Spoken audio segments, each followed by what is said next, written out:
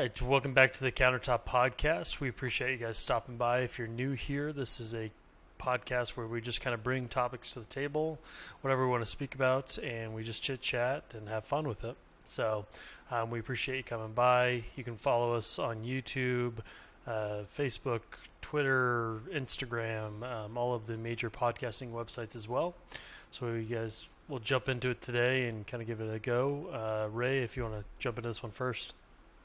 Yeah, so I had one that was pretty light and had planned it for a few weeks ago. Not quite so timely now, but I was just going to bring up New Year's resolutions in 2020 after the year of 2020.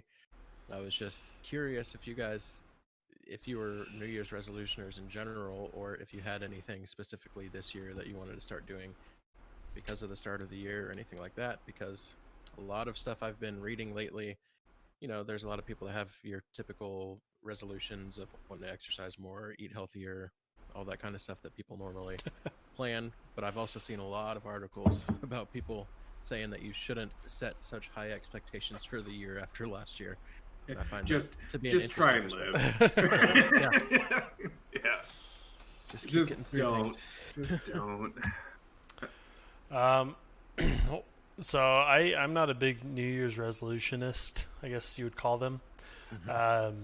It's hard, and I think a big thing is that you set this date of when you're supposed to do this, and it's kind of like, okay, if you really want to start something like that, why are you waiting till the end of the year to start it? And I get some people are good with it, some people aren't. I hated going to the gym and New Year's resolution hits and it's always busier, chaos, and it's just no longer enjoyable. So that was my big thing, is I couldn't do it. But from my personal, I think last year more or less just taught me to kind of try to enjoy life a little bit. Yeah. Just because, you don't know how long you have, and, this won't be the first or the last virus we probably see at some point. And so I this may be the new norm, or even further down into, biological weapon warfare. I just think this puts us on the map a little more in your face that we've been a part of and could be a part of more. So from my standpoint, I can't get behind the resolutions. I'd love to say, I want to do all of this, but I think it's just a matter of doing it when you can. Yeah, I tend to agree with that sentiment because that's normally how I handle things. I think beginning of a new year kind of causes people to reflect a little bit and then set those goals for themselves, but I've never been one to set actual New Year's resolutions. Like you said, usually just the holidays and stuff like that brings on the reflection for me, and so I start deciding on things that I might want to change, and then I just start as soon as I kind of come up with those things. But I guess to play a little bit of devil's advocate, I can see why people would set that date for the first of the year for themselves, because it might be a little bit of helpful self-motivation to have an actual start date that they can focus on. But I mean, I see it from both sides. One of the things I struggled with, when I first started managing folks, right?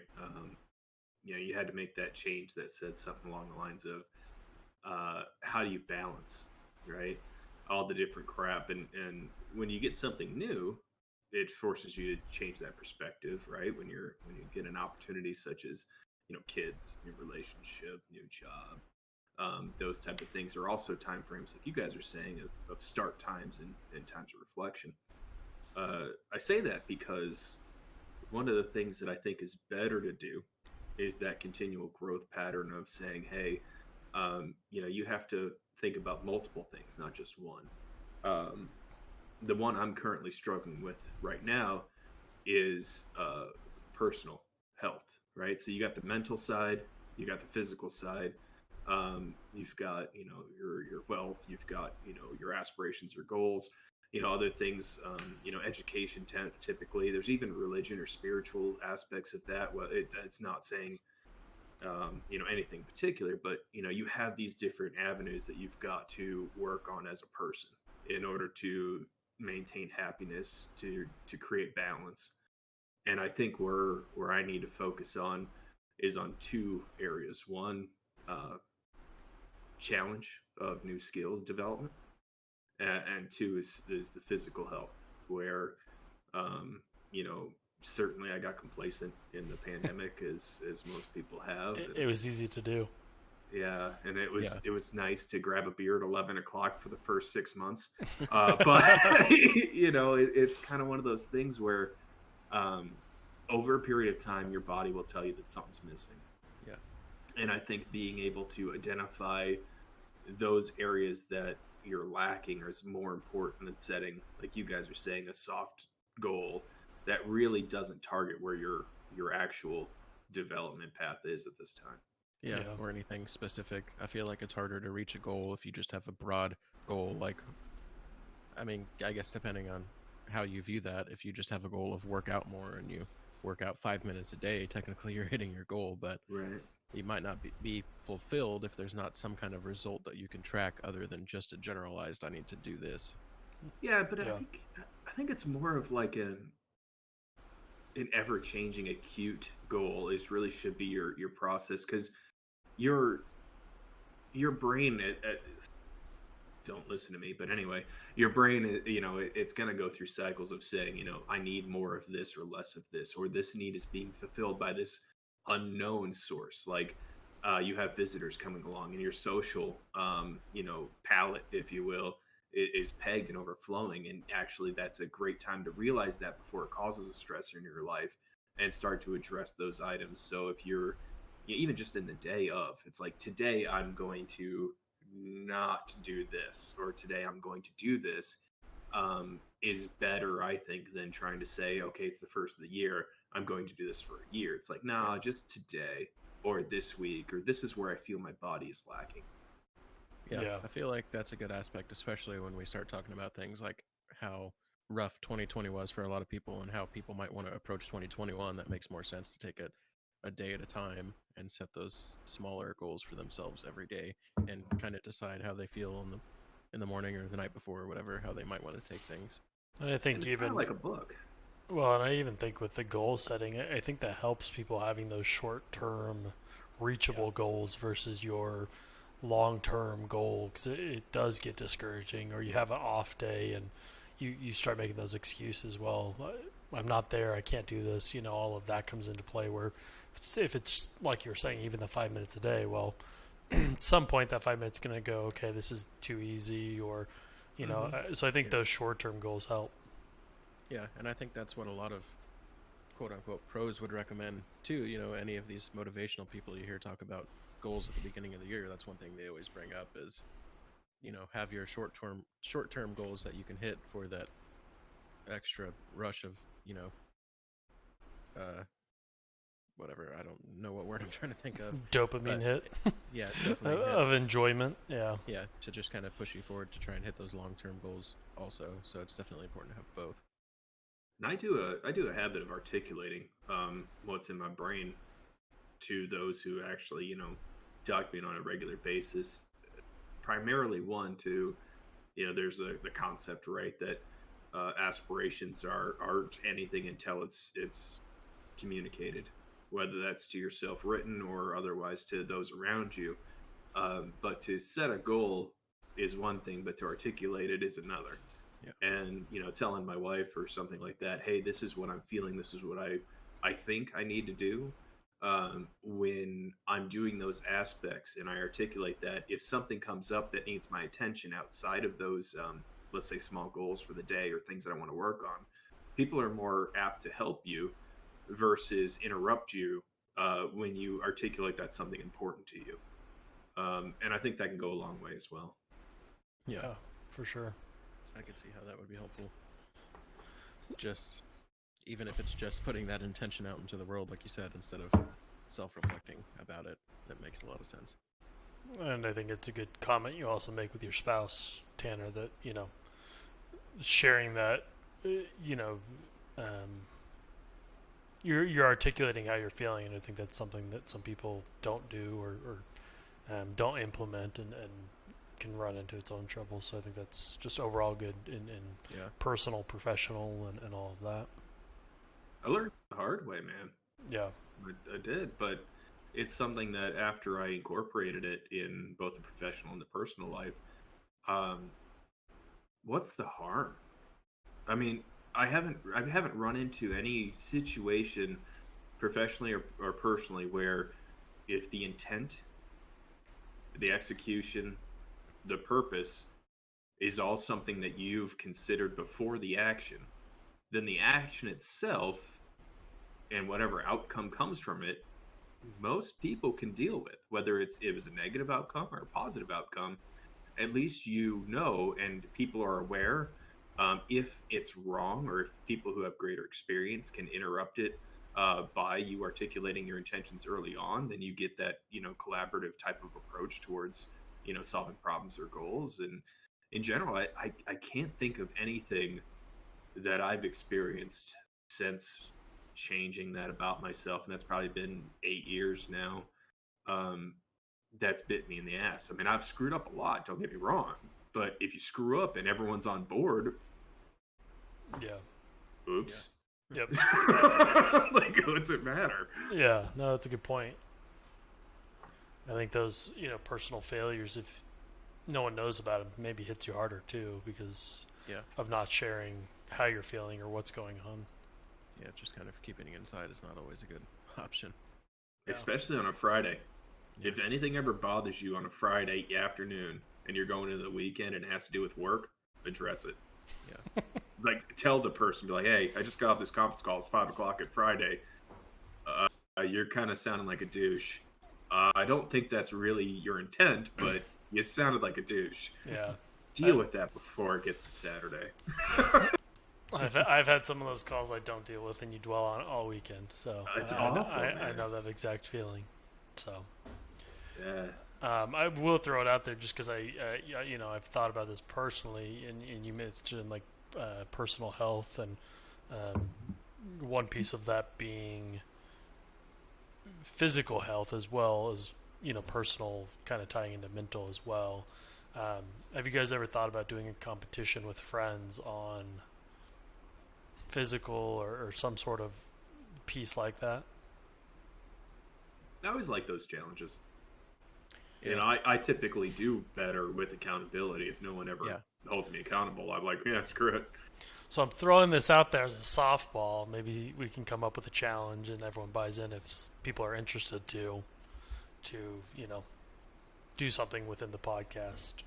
So yeah, I would do it in if we're going to do that, then let's figure out what the actual textbook answer is for all of the different types of things that create this pyramid of health, whether it be mental, physical, whatever, and let's do a challenge in each of those. Yeah, that way it's not fleeting.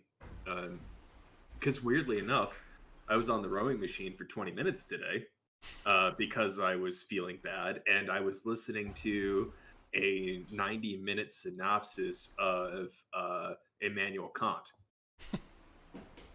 And because it's 90 minutes, obviously my workout got done. And so then I was when I was hanging the shelves and the stuff I'm redoing some closets, I was still listening to it. And what's interesting is that it kind of segues into my topic, if that's all right. It has to do with philosophy, and I failed philosophy in college. Just throwing that out there, because contextually it didn't matter to me. Now I'm very interested in it because it matters to me now. And one of the things I found really interesting is that I watched, have you heard of the show The Good Place? Yeah. I've seen a few seasons of it.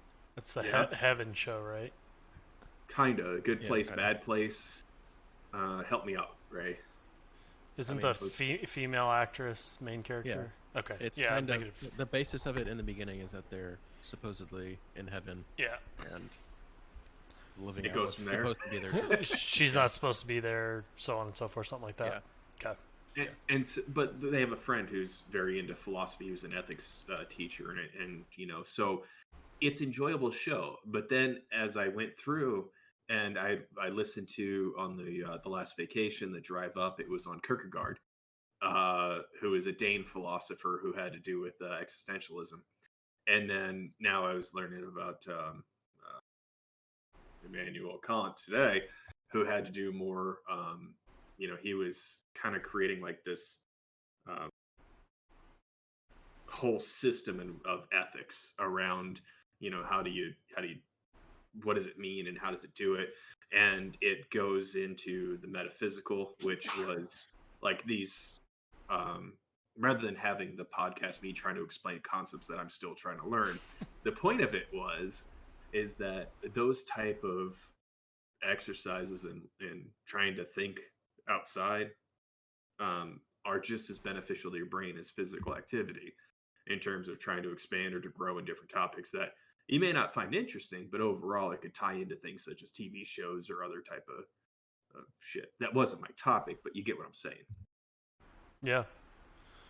The actual topic is, isn't it weird how in science, philosophy, and overall the entire human history, how religion played a pivotal role in late stage theology on both the sciences, and I guess you could take that because in each of the philosophers that I've learned about, late stage, the church always yells at them for saying there is no God, and then they always go back and be like, "Oh, the leap of faith." If you look at Newtonian physics, how long was Newton under house arrest by the church? Yeah.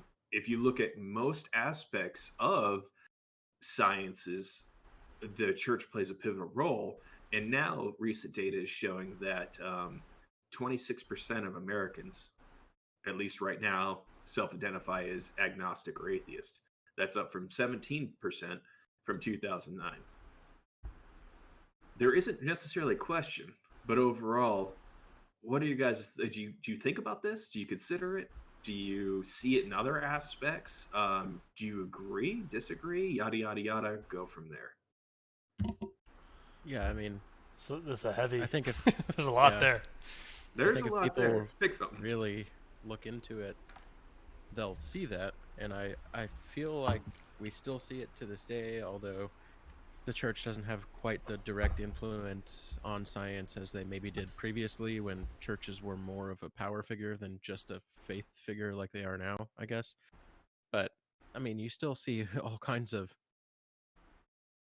church leaders and things like that that might try and talk down certain scientific points because it doesn't align with their beliefs in faith. And so I feel like they not necessarily talk in their followers into not believing it, but they try and bring up the counterpoints and refute the claims of Wait, are whatever you saying the scientific church plays aspect. devil's advocate?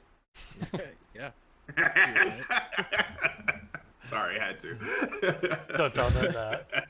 Yeah. I'm sorry. It's just interesting because I mean, like you said, it's happened all throughout history and you still see that. Yeah.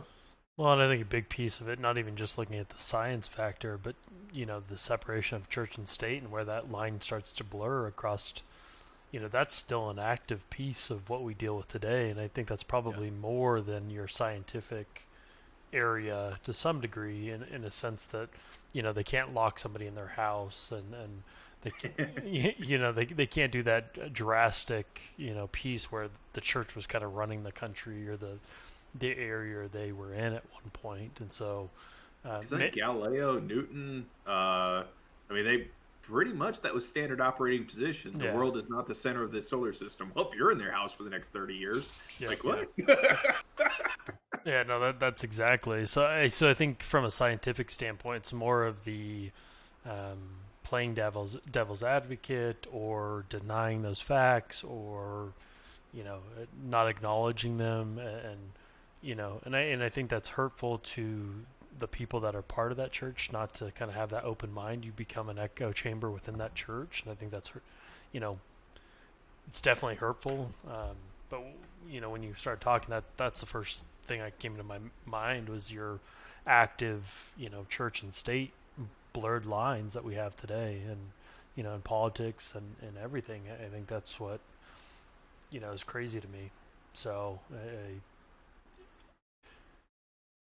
just kind of rambling on. I know there wasn't necessarily a question, but I think that's the piece that you still see laws coming out today that you can see are heavily influenced by a senator or a mayor or a governor that or any politician that has something to do with basis around a faith that not everyone believes in.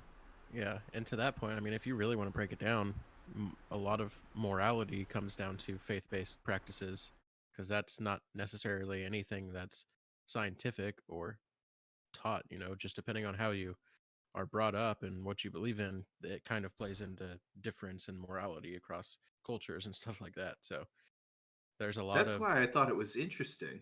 yeah, Because one of the things, like the actual conversation and debate on what is morals, what is ethical, yeah, is really interesting to me now.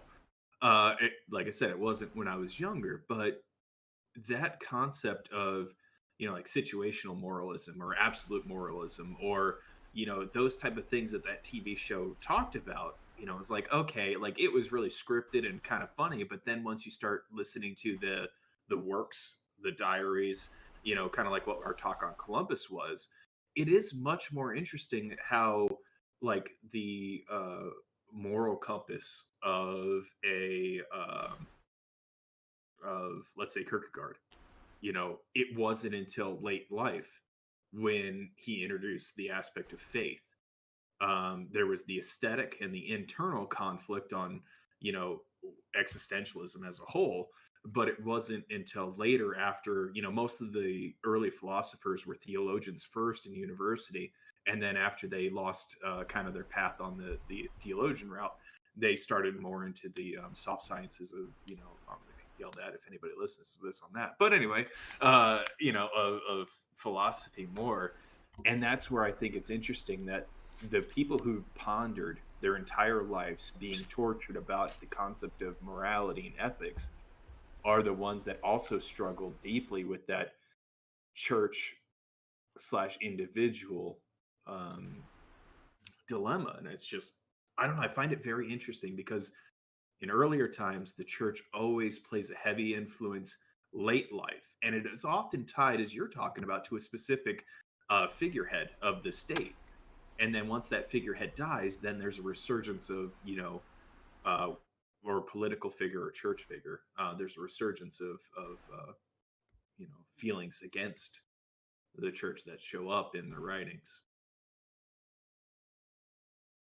But yes, sorry, that was my thoughts for the day. No, it's interesting. It just, as you bring it up, I was thinking about, I think we've touched on in passing, I don't know how in depth we went into it, but assisted suicides and things like that, the reason that they're not allowed in a lot of places can still kind of boil down to that morality that is heavily influenced by faith.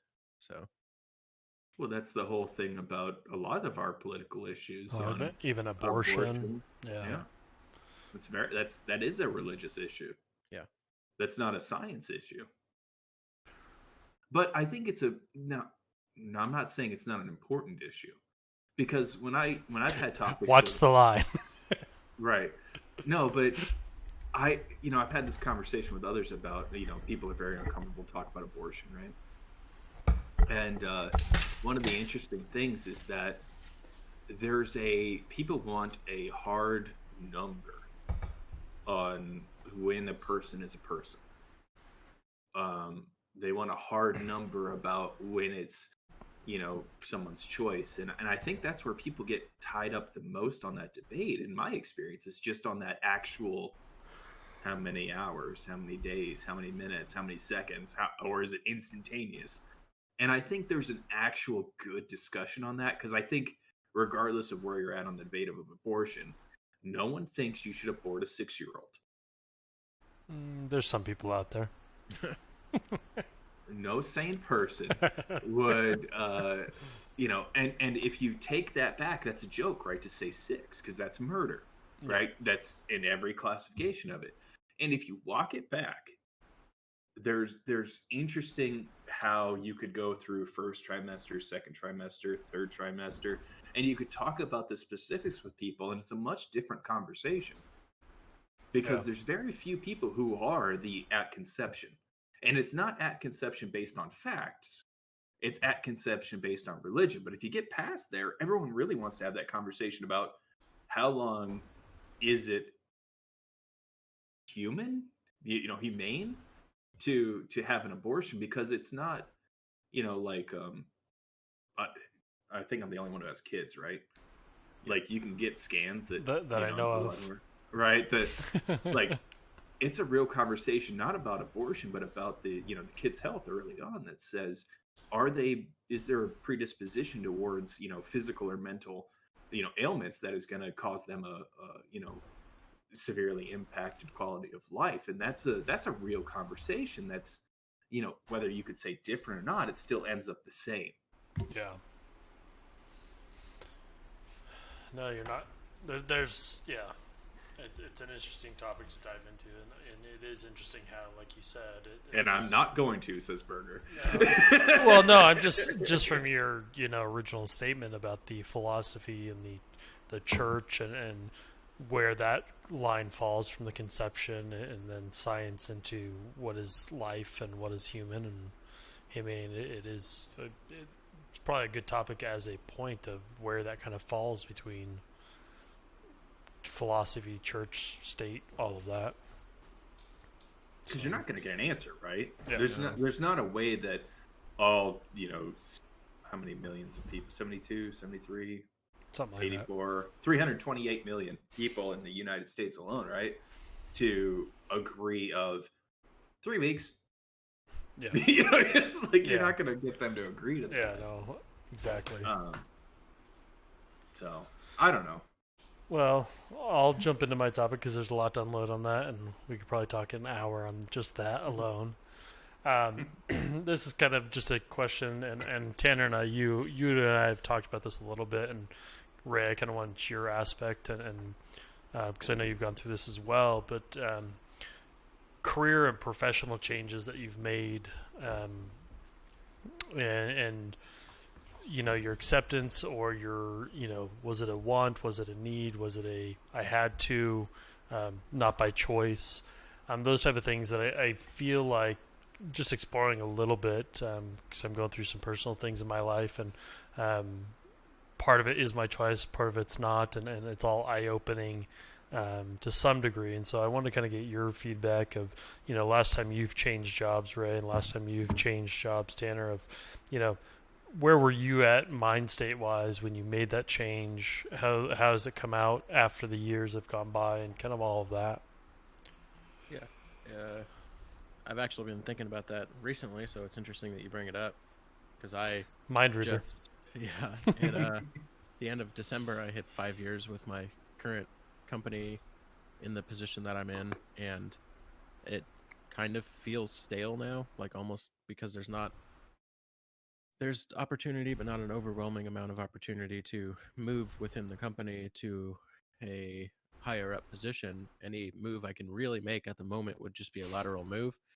And so I feel like I was reflecting on that, and every job I've been in, 5 to 6 years is about the longest I've ever been in a position, which might be just me being a millennial, but at the same time, I always, by the time I hit that 3rd or 4th year, starts to feel boring and monotonous, and it makes me start looking at other things, maybe looking for a change. But it's always been easier before, because prior to what I'm doing now as a mechanic, so you go to another shop and you go through that honeymoon phase again, and so I'm there for a few years, and then I get tired of it. There's always another shop you can move to with totally new people, new managers, new client base.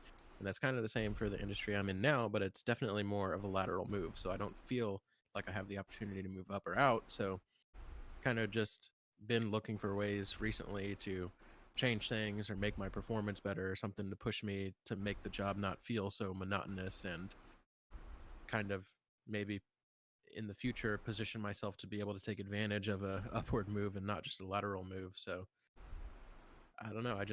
I'm lucky enough to not have been forced into any movement before in my professional career.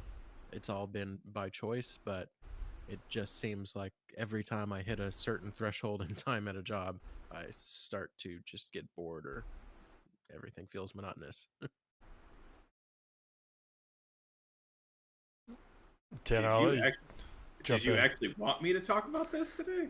Yeah, no, I know you can go down the rabbit hole of rabbit holes, but Yeah, I'm a weird one, dude. Like, Ray, I don't know if you knew this or not, but 2020 February year-end appraisals came out for my current position, and during the year-end review, I told my boss this is my last year with them. Not out of spite, not because I didn't, get and exceeds, expectations, or it's just like I am like you, who says, and again, I articulate everything. I don't internalize anything because, this one may have backfired. well, no, it was because we laugh about it Yeah. because, it's the next month pandemic. And so then it's like, all right. And I would say 80% of my job that I do on a daily basis isn't what my job description is. Yeah. Like I'm just a weird guy who's been there. This is be my 10th year, and they just give me unlimited lateral to deliver value in ways that I could see. Like I'm a quality dude, but I also have, we're working on these. 1 second. Like this week is rolling out, deploying, and programming these cool things. Space age headsets with heads-up displays and forward-facing cameras that will mount to your hard hats, and you can do procedures. You could do Teams videos in Teams. If someone else is sharing their video or the camera, you could see it in the little screen down here. It just rests on your head. I mean, nothing to do with what I'm supposed to do, but hey, I like computers, so let's just have that guy do it. Or, the VR stuff or whatever else. So my mantra, creed, or whatever you want to call it that you asked about, how do I handle it, is really basic in that I deliver value, and people who need me ask me to do different things. And I tell them throughout my career where I'm at personally. If everyone, again, in your organization, if they like you, if they trust you, if you've developed that open communication where everyone knows where you sit, what your needs, what your desires, what your development plan is, it's different for me, right? Because I know all the jargon, but essentially everybody who I work with understands exactly who I am. And if I get bored, my idle hands will just go. But I tell them, like, I got in trouble early on, right? Like my iPad usage went way up when I was riding the train to the work. Boss goes, "Your data usage is really high." I go, "Yeah, man, it's because I'm on YouTube all day." And he goes, "You're not supposed to tell me that." It's like, well, you asked. He's like, "Well, don't do that again." Okay. So I didn't do it again. Like, yes, I knew it was wrong. Yes, he knew it was wrong. It's not like you're trying to hide it, but you ask the question, you get the honest answer. You're never going to have a problem. And so I just do that with pretty much every aspect of my job, where I go, if I want to leave, if I want something different, I just tell them. And if they don't like it, then it's kind of like Ray, who says, well, there's a ton of options in this world. If you don't like me or my style, that's fine. But while I'm here, I'm going to work for you, and you're going to know exactly where it's at. So I know more about your situation, though, and we already talked at length. And I put a lot of value into mentors. And I view mentors as something that you should never start a mentorship with the presumption that they're not going to help you. And I think it really helps that I have an outlook of success is not a scarce commodity. Like, all three of us could be as infinitely successful as we want to be. You don't have to fail in order for me to succeed. And I think that with the mentorship portion of finding people who, although they might not have the same vision that you might have, if you find people who have a passion or a purpose towards a goal, and you could hitch a ride for a little bit. We're young enough where that's going to be more to 5 years from now, hitching along with someone who has a purpose than trying to define necessarily what my purpose might be. I mean, I've been tempted, as you guys have, to leave and go do something that I, in a whim, think is much more profound than what I'm doing. But there is something to kind of balancing that tradition of the old of, you know, being with someone who's gone through the ringer and trying to absorb. I did that back in the fighting days too. You know, you go to a new gym, and if you can kick the shit out of everyone's there, they got nothing to offer you. Go. You know, it's that kind of same mentality that I used back then that, you know, it's using now, that says, if I've got something to learn from you, I'm going to stick around. But as soon as I'm done, it's time to go. And it's not a negative thing. It's just, it's a pursuit of knowledge. Yeah. Do you feel like that took you a long time to get to that place of kind of not, in a way, not giving a shit at the end? Oh yeah. Oh yeah. Oh no, you know my journey a little bit better. Yeah. You know, I haven't known you for many years, but I've never been qualified for a job I've had. I love trial by fire. I have screwed up a lot. I have tried, but I've ruined relationships. I've built them back up, thankfully, on some occasions where I was given the opportunity. But it's essentially through that failing that I don't think it's wrong. Like, I don't view failure as bad.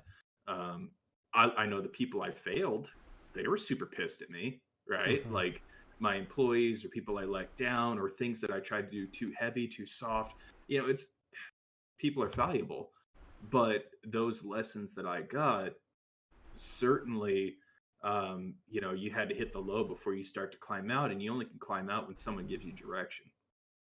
And so when I was failing, people told me the direction to look, and it's ultimately up to you to make that decision to go. People can only tell you, you have to either trust or you have to, you know, sit down in your ways. And if what you're doing isn't working, what your plan isn't coming out, and someone offers you some insight, well, don't be too proud, I guess, you know? Yeah. I don't think anyone who views someone in their life as objectively successful, I think anyone, if they were to view that person somewhat on a pedestal, if they were to ask them about their journey, I don't think there's a single person out there who's going to say that there were zero failures in their path to whatever that success that person sees in them. So It definitely makes it Yeah. easier the second time around, Yeah. you know? Like little shit too. Like, if you ever wondered, you know, how to appropriately process a DWI on New Year's Eve at 2 a.m. with a company, you know, employee who, you know, had a fun night, got the answers. I didn't get any training or anything. I got a call on New Year's morning going, "Hey, do you know this person?" Ah, shit. Yeah, I'll be there. Yeah. So whatever. Yeah. You just gotta, you can't get too hung up. You gotta roll with it. And then after, I tell you what, this is literally the turning point in my life where I stopped thinking a lot. I had an employee who did something bad, and he was mad at me because I said you did something bad. And it got to the point after multiple violations that I had to write him up. Great guy. Later, I promoted him. But by God, when I said you're in trouble, he took over, and he was like, he was super pissed. So I got in the car and I was like driving down there. I was calling up my mentors and shit, like, hey, I'm in a situation, I could use your sage wisdom. And we planned for that whole hour and a half drive. I got there before the person got out of the field. They got out of the field, and I kid you not, that fucker, he came in, he goes, I need to talk to you. He goes, hold up. And he starts bringing other people into the office. Like, he's going to have a public debate with me about what I said to him. And I was like, oh, you know, I've kind of gone through that with like pay raises and things at the end of the year. Like, you know, people were like, he gave me 15 cents. He gave me 30 cents. We're both going to come to you and talk about it. Like, I've done that shit before. Like, okay, this guy was like, raw. And I kid you not, he came in, brought his posse, shut the door, and let me have it. And I was just sitting there going, okay. Like that. So from that point on, the conversation was wonderful. In the end, he ended up thanking me and apologizing. But the point is that it doesn't do any good to prepare. Like, it literally is listen, right? Seek first to understand, Yep. And then be understood. Yeah. Yeah. Well, So that was the turning point for me on why I am the way I am. yeah, no, I think that's great. And kind of to add to that, and I think it may good for, good for people out there, and then also maybe us as well as listeners. But for everyone, how did you find your mentor if you have one? If not, how do you suggest others get a mentor? I think is probably a good topic to share with the listeners. I have an answer to that. Ray, do you? I don't. Okay. So I found it very interesting. I am, so currently I'm in a corporate environment and I switched from field operations. In field operations, it's much easier because you have a smaller knit group, you have a defined goal, you have dynamic situations, and you have unlimited access, and you have lack of politics, right? When you're in a field operations, when you're in a shop or a warehouse, when you're in, those smaller knit groups are easier to find a mentor. They're typically the person who is an overperformer, but yet they're soft spoken. Those are the ones you really want to focus on. But you also, in that sense, those are the people who have been in their position for too long and they haven't made the leap for a reason that's internal to them. It's important to find out that reason. Make sure that they're aligned to your mentorship in terms of you don't have those same constraints because you're not gunning for their position. A mentor is not someone you want to replace. A mentor is someone you want to learn from. And so if you find someone in a small knit group, that's an important thing to do is understand what their qualifications are, how long they've been there, and why they're still there. If you agree with all of those, that's a good mentor. In an office setting where you have less demand, right? You're not working on total creeping deadlines on things that if they don't go out the door, people are going to get in trouble, right? It's a much different environment when you're in a support group in an office. I've actually found myself struggling to find a mentor. Through 2 levels of management, I could talk to them freely, but it's not at a mentor state. Plus, your responsibilities that you have, unless you have several direct reports, they're not going to be the same type of mentorship type things where you're trying to solve. Now you're on to career development, personal development, things that are family issues, and it's a much different dynamic of a mentor that you're looking for. And so you shouldn't necessarily look only in the workplace for a mentor. You could look external. You could look at, that's why, churches and things like that offer a great service to folks because they can offer that mentorship on things outside of the workplace for those demands that aren't immediately critical for the delivery of product or getting performance or yada, yada, yada. I will say that I am enrolled into mentorship programs at my work, specifically to address that gap with senior levels in my company, which says we realize there's a gap in the office place. We don't know how to solve it because they're not the same type of critical workplaces. And so therefore we're going to artificially create that. That's not going to be available for most people. So I would look external, again, looking for first self-diagnosing what you think is the issue, and then looking for those who you admire what they've done in those specific areas in order to begin the conversation with them. Yeah, I think that's perfect. Yeah, that makes sense. And I will add to that, I think once you do find those type of people, is having the honest conversations is the biggest piece to that, because I think that's, I found, I'm lucky enough I found some people, but until I had those honest conversations, it wasn't beneficial. I had to be vulnerable in that sense of kind of sucking it up and saying my concerns, and even if it was something easy, that maybe my ego was in the way. So I think those things really help with that. So, well, we're approaching our final time. Any final thoughts? Nope. Okay. No, I talked too much as it was. Well, we appreciate you guys listening. Hopefully next week we'll have some maybe a competition in place, and we'll let the viewers and listeners join in if they want to. But we'll kind of put some ground rules down and see what we can do. So once again, we appreciate you guys stopping by. If you haven't already, check us out on YouTube, Twitter, Facebook, Instagram, all of the social medias, and follow us on all of those, as well as listen to us on any of the major podcasting sites. We appreciate you guys' time.